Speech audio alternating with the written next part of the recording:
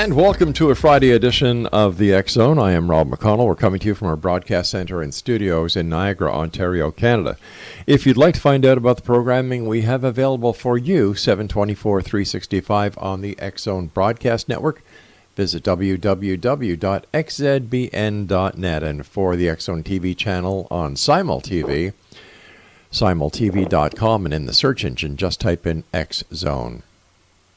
My guest this hour is a gentleman we've had the pleasure of having on the show before. Dale KACZMAREK is an investigator and president of the Ghost Research Society since its founding in 1977, and the author of Windy City Ghosts, Windy City Ghosts 2, a field guide to spirit photography, illuminating the darkness, the mystery of spook lights, field guide to ghost hunting techniques, and field guide to haunted highways and bridges. If you'd like more information on Dale and his team, as well as the Ghost Research Society, visit their website at www.ghostresearch.org. And Dale, welcome back to the X Zone. Great to be here. So what is new in the world of ghosts and the investigations that you and the other members of the Ghost Research Society have been up to? Well, we had a very busy 2019. We went to quite a number of different places. Mm-hmm. We always tend to do about 25, 30 cases a year. Right. Usually during the summer months. Kind of crams in a lot during just a few months here. And we went to a number of interesting places this year, including one of my favorites I've been looking forward to seeing for a long time. It was called Lake Shawnee Amusement Park in Rook, West Virginia. It's an old abandoned amusement park that had a lot of interesting stories and a lot of history about the Shawnee Indians living on the property before, and this Mitchell Clay family who had a very early homestead on the property and unfortunately was a victim of a partial Indian massacre. At least many of his children were killed. And so it's thought to be haunted not only by the Mitchell Clay family, but there are a lot of Indian remains actually found on the property. They were actually excavated by archaeologists throughout the years. We had a chance to be out there pretty much the whole day, all evening long, and investigated quite a number of different places. There was a number of untimely deaths that actually occurred on the property when it was actually an amusement park. There was one child that got backed into by a truck and was crushed. Another one died in a swimming pool accident on the property, and yet another one died in the lake. So there's been quite a number of untimely deaths on the property, and that's one of the areas that we note that there does seem to be some connection between ghost and untimely death. Whenever you have the two together, it's often an indicator that there could be something there. And we spent the entire night there doing EVP sessions, just going out with a lot of our new equipment that we had, picking up some very interesting interactions. We use this device that we call a Phasma box, which is it's a Windows-based unit. It's an application. And I know what people are going to say is an application, but we've had some remarkable results with this, actually giving out full sentences in response to questions asked. And we were actually in an old school bus that was on the property that was actually part of a haunted house attraction that they do about every year for charity. Sure. And we were in there, and we were just asking questions, and I was there with my two friends, Bob and Tim, and people can go to my website and actually look up Lake Shawnee on there, and you can actually see where it actually says "Hi Tim" and "Hi Bob," and that's pretty cool because they're pretty common names. But I mean, sure, to have those two in the bus with you and have their names called out, it felt kind of a little bit, little hurt that they didn't call my name out too. But unfortunately, my name's not a very common name, and we had other things happen throughout the evening. We had some different fluctuations in our equipment. It had a lot of EVPs we had. I probably wish I would have investigated much more of it because it's a pretty extensive area. There was a number of acres of property on the land that we could have explored, including where the Mitchell Clay family is buried. an area where people have actually been pushed out of a concession booth. There's a ticket booth where people used to buy tickets for one of the amusements, and people would go in there to get their pictures taken and feel hands on their back and being literally pushed out of the room, flying out of the location. We didn't have a chance to, unfortunately, investigate all these places. But we kind of coupled that investigation with another one we did in St. Albans, which was a sanatorium in Radford, West Virginia. And that was a pretty amazing, large building. We investigated, again, pretty much all night. So we were very busy last year. It sounds like it. Now, you were mentioning this app that you used, and yes, I agree that there are some people who, do not understand that these apps are quite effective. No matter what the app is, whether it's a business app or a photography app, they really work. So what is the name of this app that you tried, you got the results that you did, and how does it work? Well, it's called the Phasma Box. And it's basically, you can get it through extremesenses.com. I get my little plug there, but I got a number of their applications. They seem to work really well. This one in particular, what it uses, it employs a bit of internet radio mixed with sound banks and a reverb and echo effect. And the idea is that the spirits are able, in some way, shape, or form, to manipulate what comes through the device, sometimes in response to questions. Now, we've got some very good examples on my website where we went to two in particular. I'll give you very quick examples of. One, we went to a casket factory in Elgin, Illinois, and it kind of dressed it up for a kind of a walk-through haunted house around Halloween. And they had a kind of a fake fuse box on the wall. Now, we were using a device called a structured light sensor. It's one of those devices where it shows something up, something shows up in the mapped out area. It'll show up as a stick figure. And there was a stick figure standing next to the box. So I immediately said, well, if you're standing next to the box, can you touch the box, throw one of those switches? A voice came through and it says, it doesn't work. And I go, well, that's really amazing, because it wasn't just, it was there for effect only. We went to another place. We went to a cemetery in Indiana. It just had a sign. There were no graves out there. We asked a simple question, how many graves are out here? There was a short pause. A voice comes through very clearly. It says, more than 100. Is this common where you actually have a conversation with spirits and get these answers, like the stick figure who knew that the electric box was just basically a prop, and when the other spirit in the school bus knew the other two names? Is this common?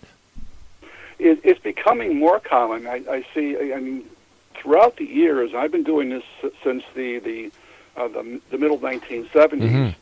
I've actually seen the progression throughout the years and the decades of the paranormal equipment getting better and better, and more scientific, and much more able to capture and get scientific readings, and in some cases direct responses to questions. And many of these real-time devices that we do use now, whether it be the Phasma box or the obelisk or the ghost boxes or the mini portals or things of that nature, they give you the opportunity, rather than in the past where you used to simply ask a question, leave some blank space, ask the question, leave some blank space, and then later play it back.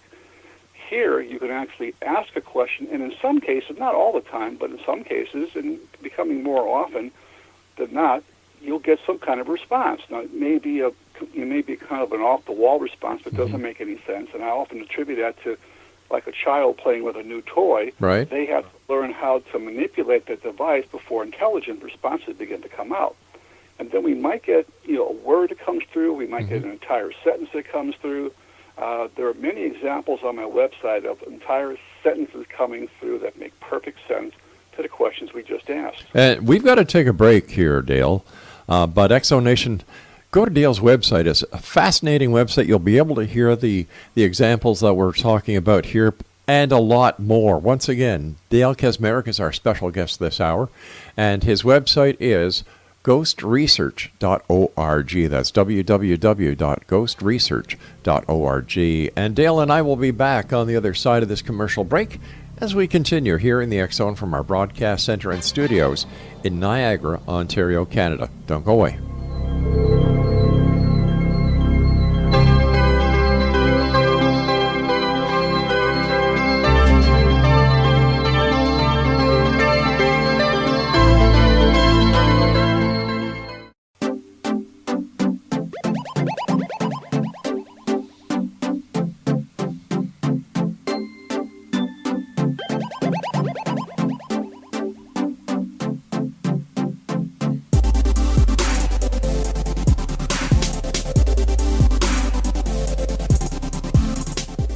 Exonation, my guest this hour is Dale KACZMAREK, and Dale is with the Ghost Research Society, and his website is ghostresearch.org. Now, before we get back to Dale, I'd like to say hello to Larry Lawson, who is the host of Paranormal Stakeout, who is in the hospital. And I found out only earlier today when Larry sent me a message on MSN Messenger saying, "Hey, buddy, sorry I've been out of touch, but I nearly became a real investigator on the other side." And basically, he was telling me that he was in the hospital with something quite serious. He's back at home resting now. So, Larry, get well soon, my friend. And thanks for the heads up. Seems that there's a lot of strange things going on these days. Last night, I had Gloria Prima on the show, who is a scientist. She's written a book called It's All Light, and she's trying to make the connection between science and the paranormal. One of the very few scientists, to my knowledge, that are doing this. And Dale, you and I were talking about the advances that are being made in equipment that you and other paranormal investigators are going to be you're able to use right now. What is the most exciting piece of equipment that you and your teams use? Well, actually, I picked up a couple of brand new pieces of equipment this year that I'm very excited. I haven't had a chance yet to actually debut them. One is actually a red laser grid. Now, that in itself doesn't sound it sounds pretty ordinary because a lot of people have laser grids. Right. But this one has a lot of different features. First of all, it will allow you to track not only what you might pick up as far as the distance. It'll tell you how close it is to the detector device. It'll also tell you the temperature of and the direction of which is traveling, left or right, up or down, wow, diagonally. And the really neat feature is it's got a little box of LED lights on the detector. So if something goes through and breaks the beam, the lights will light up and show the configuration of what just went through. Wow. So if it shows up like a figure or an animal or something else, it'll actually show it up, and you can actually videotape it and record it. That is a really neat feature. It's called a GS2 laser grid that I just got a hold of. Not very expensive. I think it was $250, $300. But that's very exciting. Another one I'm very interested in using this year as well is a thermal tablet, which works much like a flare system, forward-looking infrared. Right. Except this is on a tablet. It uses what's called a Seek device to pick up the differences in temperature and so forth. So I'm looking to use that a lot. Not so much to pick up cold spots, because you really can't detect cold spots with that unless the cold spot or the entity or whatever has some mass that the device can then reflect off and send a signal back to it. I also picked up a pair of infrared binoculars, but these are a little bit different from the ones I've had in the past. They illuminate about 300 feet away, and they give you the opportunity to actually take pictures and videotape what you're seeing at the same time, which is then loaded onto a little SD card, which you can then pull out and put on your laptop for later examination, which that's a very interesting feature. So a lot of neat things coming out. Almost every year I find something that some I call them geniuses, that's out there in the paranormal field that are building just basically for the express way of examining ghosts. I mean, that's the only purpose they have for them. Unlike when I first started out, many of the devices you had to kind of adapt for other purposes, like K2 meters and cell sensors and other devices that really were made for not picking up ghosts, but just picking up energies. Now everybody seems to be out there, a lot of people, especially in the paranormal field, building devices specifically designed for ghost research and ghost detection, which I think is very refreshing. For the listening audience who may not have had the opportunity of hearing you on the show before, how did you get started in the paranormal? Well, I got started way back probably as a child. My parents and grandparents telling me ghost stories as a youngster. I never had a paranormal experience as I was growing up. In fact, I had a very uneventful childhood. But later on in life, after my parents and grandparents told me these stories, in fact, many of them right in my neighborhood in and around the Chicagoland area, I later began to go out and to explore some of these locations to find out if the stories I had heard were real, were they, urban legends, old wives' tales, fabrications, folklore. And that's what really got me started in the field. And, of course, starting out in the 1970s is just like starting out back even a century earlier, except for some of the features. You don't have a lot of equipment. I mean, my basic ghost hunting arsenal was a cassette tape recorder, a 35 millimeter camera, and my EMF detector was a compass, because a compass should point to true magnetic north, unless it comes in contact with a strong magnetic field. So I was very limited in what I could do. I was shooting a lot of infrared film, which I have a lot of good examples on my website of images that I had captured back in the late 70s with infrared film, things that were not visible to the naked eye that later showed up on the film. Pretty amazing. And it's very hard to find that type of film. Of course, many people nowadays use digital, so they're kind of getting away from that film. But I just got interested, involved with a bunch of like-minded people back in the 1970s. We founded what was then called the Ghost Trackers Club, and I worked 5 years as a research assistant until 1982. We changed the name to Ghost Research Society, and I became the lead investigator of the group, and just from there it just kind of blossomed. Began writing books, traveling across the country and doing investigations, and now that's pretty much what I do full-time since at least 2009 when I retired. So retired a little bit early, 56, so for the past more than 10 years I've just been doing this kind of full-time, which is really nice. I travel all over the country, do investigations, and talk to a lot of people, do a lot of private homes, private businesses. Yeah. Is there a difference in the frequency, or are you noticing a difference in the frequency in which the contact is being made by ghosts or spirits with investigators? Is it like they want to be identified, they want to make contact? Oh, absolutely. I mean, we've noticed this in places that are... Many times we're the first investigators, and that's what it's always unique, being the first investigators into a location. And there's been a number of places we've been to that nobody else has been to. And going into places like that, there may have been ghosts, hanging around for, centuries or decades or at least many years. And you are the first people to go in there to maybe communicate with them. And they're very willing to talk about themselves, sometimes give out information about names. Maybe we don't normally get into how he died, because, again, that's a kind of an area that if you believe that ghosts are around because of an untimely death, they may not actually realize that they have passed on.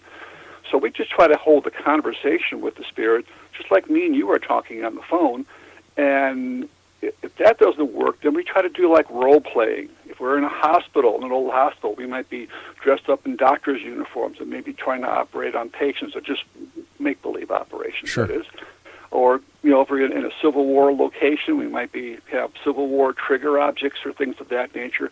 And these are ways that can better your chances of getting something, because you're interacting with ghosts and objects that they recognize from their time frame. Civil War bullets, money from that period, even playing what I call trigger music, music from that time period. Say if you're in the Roaring 20s in Chicago, you might be playing something from the Roaring 20s, or during the Big Band's era, you might be playing something from Tommy Dorsey. Sure. Well, it makes a lot of sense. It sure does, and I think a lot of these spirits, they kind of they recognize that, and they're more willing to kind of open up about themselves and get information about themselves out. And sometimes we'll get nothing, sometimes we'll get a lot. It really varies from place to place and where we're at. But this year, I know we're going to be, again, as usual, very, very busy going to places. One of our places we're going to be going back to again this year is Gettysburg, the site of the Civil War battle in 1863. We've had a lot of success out there in the past. I've got to take my commercial break. I'm really enjoying our conversation, Dale, so please stand by. And Exo Nation, if you'd like more information about Dale KACZMAREK, and if you'd like to visit the website of the Ghost Research Society, the website is ghostresearch.org. I'm Rob McConnell. This is the X Zone, and we have to take our news break right now. But if you'd like to check out the X Zone Broadcast Network, visit www.xzbn.net.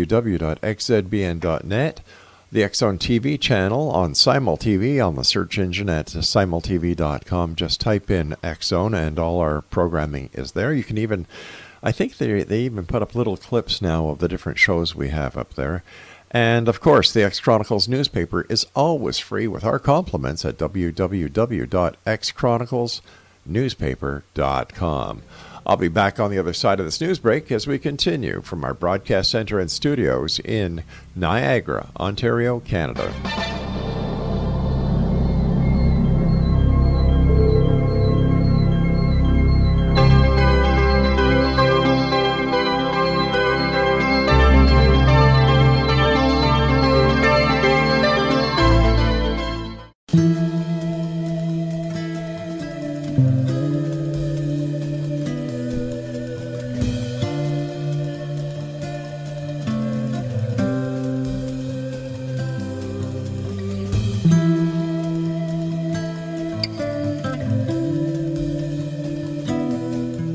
Dale KACZMAREK is our special guest this hour, Exo Nation. He is with the Ghost Research Society, and their website is ghostresearch.org.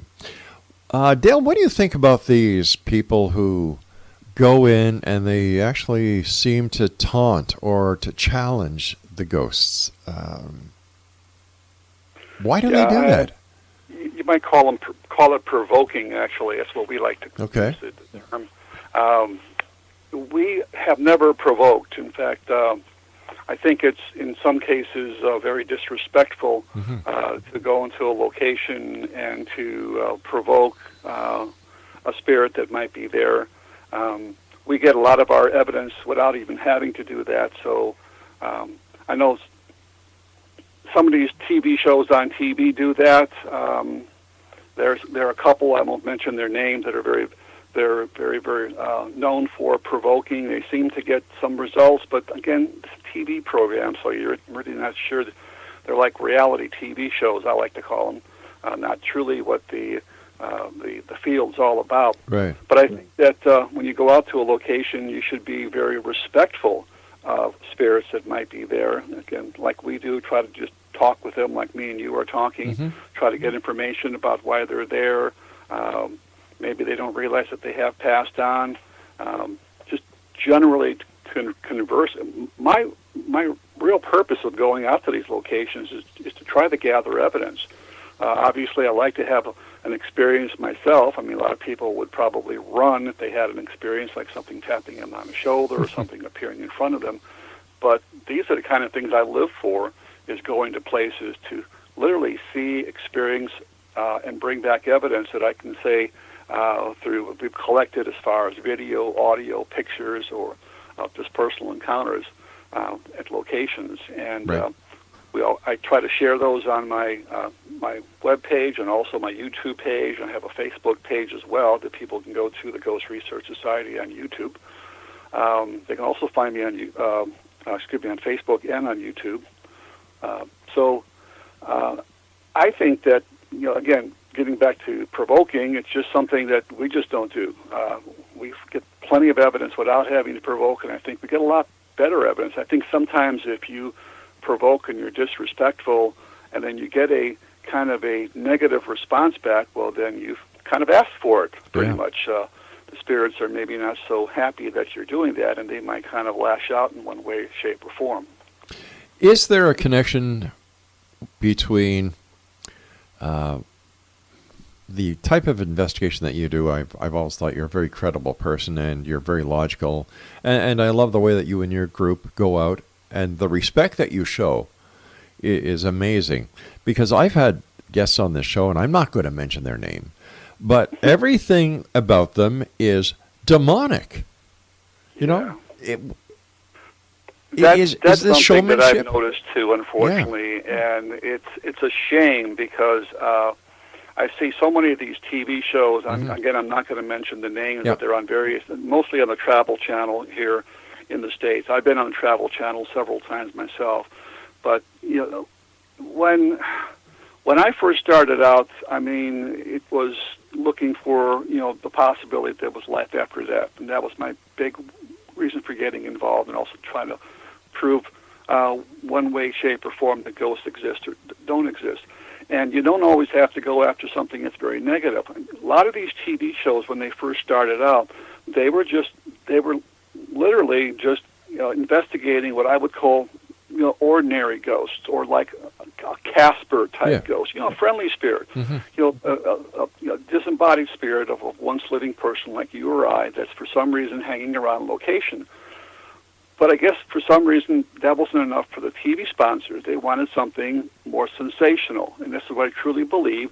They want something like the Amityville Horror, like blood coming out of the walls, people being literally chased out of their homes, people possessed, people being scratched, being attacked, their hair pulled, pushed down the stairs. This happens so rarely. In fact, it's less than 2% of the cases that are normally investigated. Of course, if you put these TV shows together, it's probably about 80% or 85% of what they show is negativity and demonic stuff. I always believe that like attracts like. If you're going out looking for something like that, you're going to find it. We screen our cases very, very carefully. When I talk to somebody, whether it be a stranger, a person who's got a business, a home, or a big venue that's haunted, I let them tell their story in their own words, but then I ask certain questions and kind of rule out what I believe to be, or at least kind of get an idea what's going on. And if I believe that there's something negative, demonic, which very, very rarely happens, I would then suggest that they go to get somebody that's more seasoned in demonology, or maybe go to the clergy and have the clergy step in. It's something that, obviously, if I know something that's very negative that I've interviewed, why in the heck would I want to go jump in with both feet to a place that's very negative? I mean, it's just not what I'd want to do. And I think these shows, that's what people want to see. You wouldn't believe how many times I get people, TV shows, producers, writing me, texting me, emailing me, or whatever, and saying, we got this new show, but this is what we want. We want people being driven out of their homes, people being attacked, being possessed. I said, well, I'm sorry, you got the wrong person. I just don't come across that kind of phenomenon. I remember years ago, like this is our 30th year doing this show, and when the show first started, like you said, it was the kind of Casper the Friendly Ghosts. But then as the movies came out and the mass media was able to get a taste of the excitement, and I agree with you, reality TV is anything but reality. It's, it's television, like any other media, is geared towards numbers. Now, I would rather try and get the best numbers I can by giving an honest and two-sided interview without the sensationalistic props and the made-up stories just for numbers. But well, that's why a lot of these shows that came out that I was on decades ago, like Sighting, Unsolved Mysteries, That's Incredible, things of that nature. When I was on those shows, and I was on those shows multiple times, even one TV show from NBC called The Other Side, which is a daily paranormal show. I was on that 3 times. We went to locations that were haunted, and what they were more interested in seeing was how I go about an investigation, right, showing how I set up equipment, so forth and so on. And if we got something paranormal, well, that was an extra. That was the icing on top of the cake. Now these TV shows, they expect you to have something paranormal. And in my opinion, I think a lot of these shows, they make you fake stuff if you don't get stuff through a normal investigation, which is really sad because I won't be on a show that asks me to fake evidence because it leads to my credibility. Yes, that's right. And my reliability as being a straightforward investigator. As well as the YouTube channels that are out there. I've seen some of the YouTube channels where I'm looking and I'm saying, you've got to be kidding. Are you on crack? I guess and yet there are people who are getting into the aspect of the paranormal who go to YouTube and they see all these out of this world paranormal investigations going on and they believe it. Yeah, I mean, it's buyer beware. That's what I always say. If something looks too good to be true, it probably is too good to be true. They have a show on television now called Paranormal, Caught on Camera. And I've seen a lot of these things where they show all this stuff flying, doors opening, cabinets being lifted up, right, and silverware being thrown away. I'm going, huh? I mean, wow. I mean, somebody's got a lot of strings they're pulling and a lot of special effects because for that to happen like that, all in a span of a few minutes, it's asking too much to believe, literally. And I've seen a lot. I haven't been in a poltergeist case like that, but to see that much poltergeist phenomena, I mean, it's just unreal. It's just too much to believe. But it is sensationalistic, isn't it? It sure is, and that's what people want to see. It's sensational. They want to see stuff that is almost too good to believe, because they figure, and this is where the main thing comes in. They see it on TV, so because it's on TV, well, it's got to be real. Of course, of course. Dale, you and I have to take our final break. Let our listeners know how they can get copies of your books, because you've got some great books there. They can get to me on various ways. They can contact me at my regular email, which is simply Dale, D-A-L-E, at ghostresearch.org. They can go to my website, ghostresearch.org, or they can check me on Facebook. I have a Facebook page and a Facebook page for my Ghost Research Society, and all the books are listed there and on the website. All right, Dale, stand by. You and I have to take our final break, and when we come back, we're going to be wrapping up this hour here in the X Zone with our special guest, Dale KACZMAREK, from the Ghost Research Society. And once again, his website is, you ready for this? You got your pencils and paper? Ghostresearch.org. Dare to believe, dare to be heard. Monday through Friday here in the X Zone from 10 p.m. Eastern until 2 a.m. Eastern. And for all the programming we have available for you 24/7, 365 on the X Zone Broadcast Network, visit www.xzbn.net and the X Zone TV channel on simultv.com.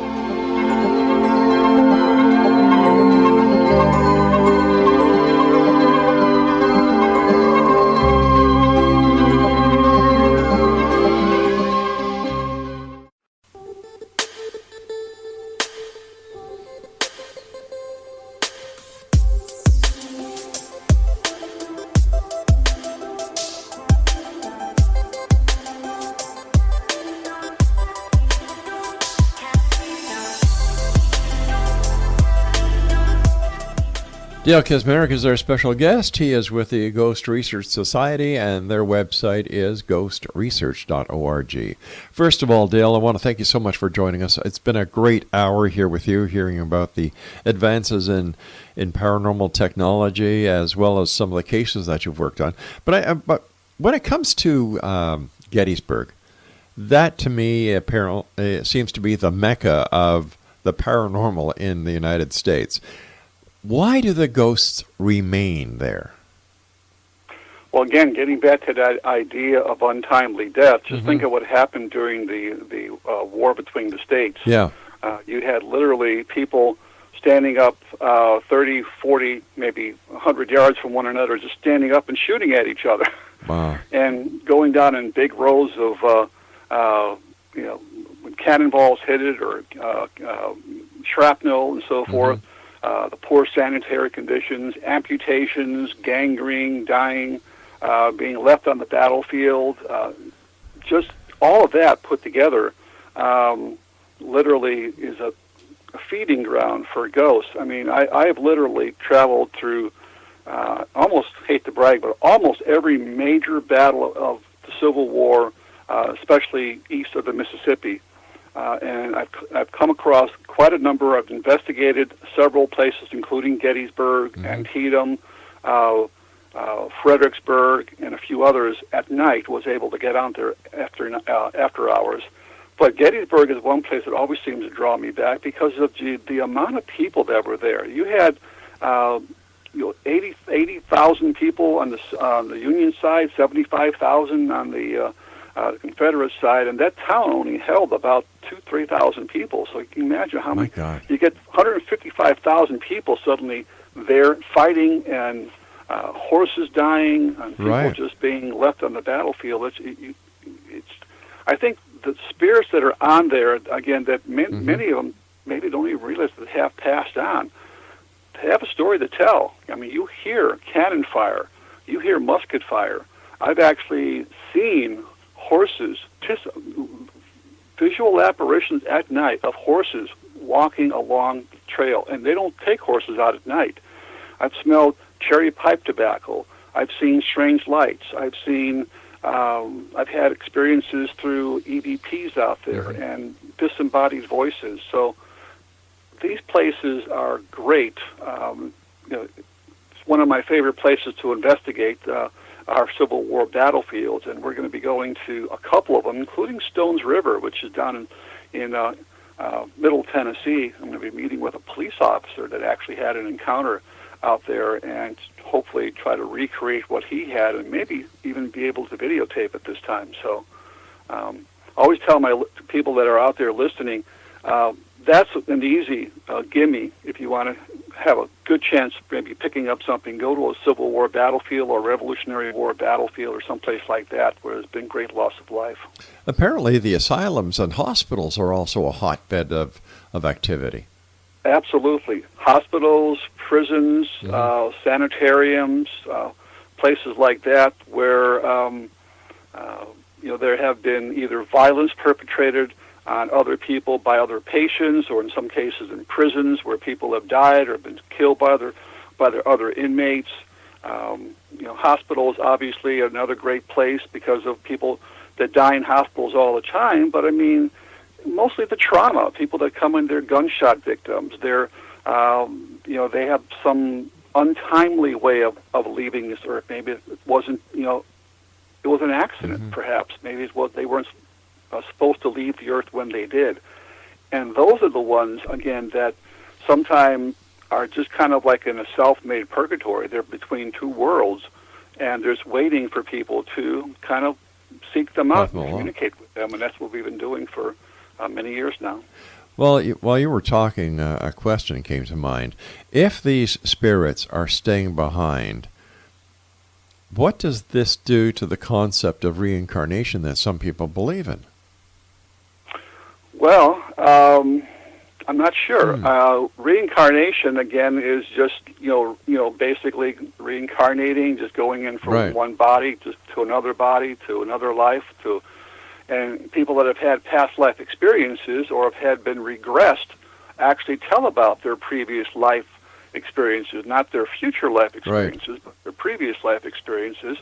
And I think ghosts are a little bit different. I mean, I think I've read a couple of books on reincarnation, including one by my good friend Rosemary Ellen Guiley, who just passed just recently. Yeah. And it seems like what I've read is those people that reincarnate, they reincarnate by just dying a natural death, at least the ones I've read about.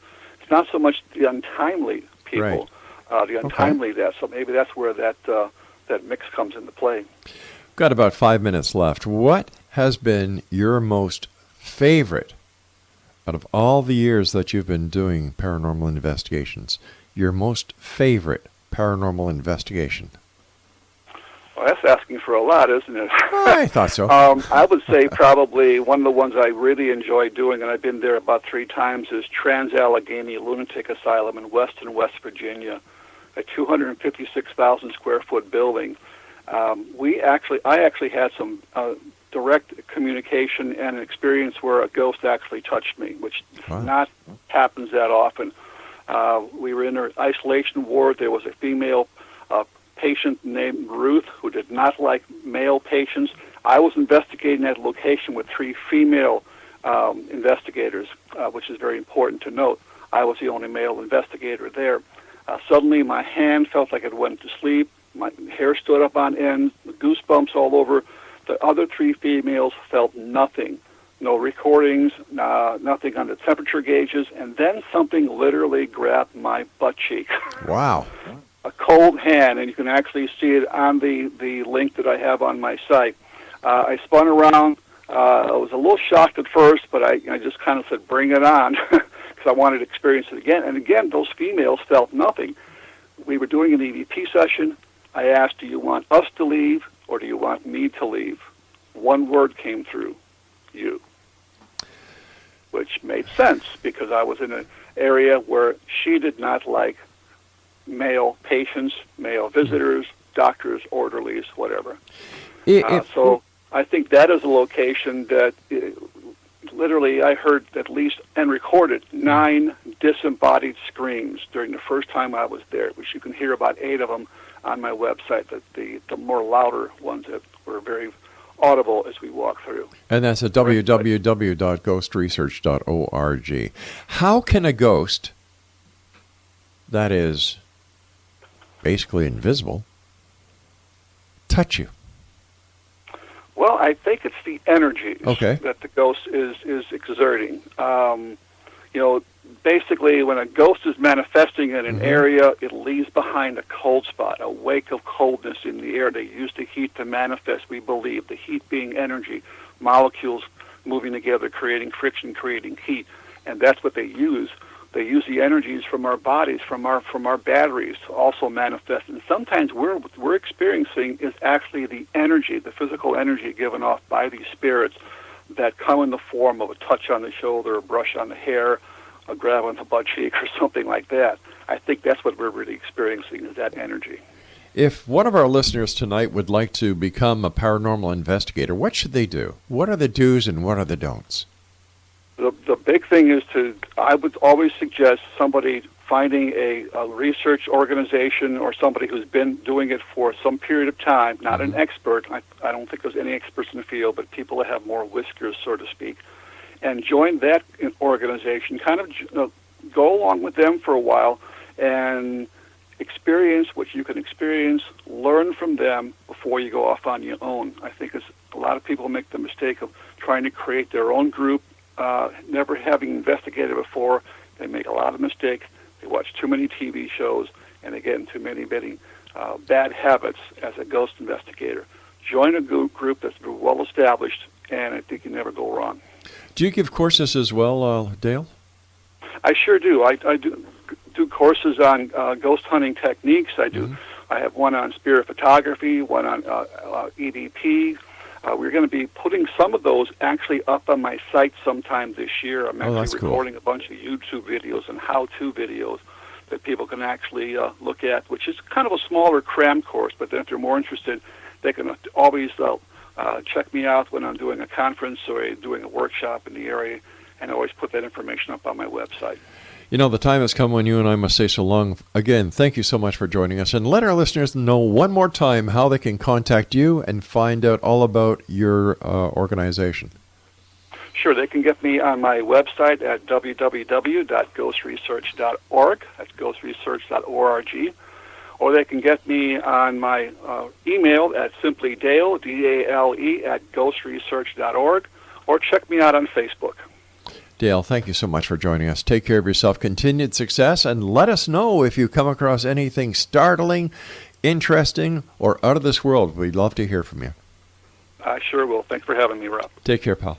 XZonation, and once again, if you'd like to get more information on our guest this hour, Dale KACZMAREK, www.ghostresearch.org.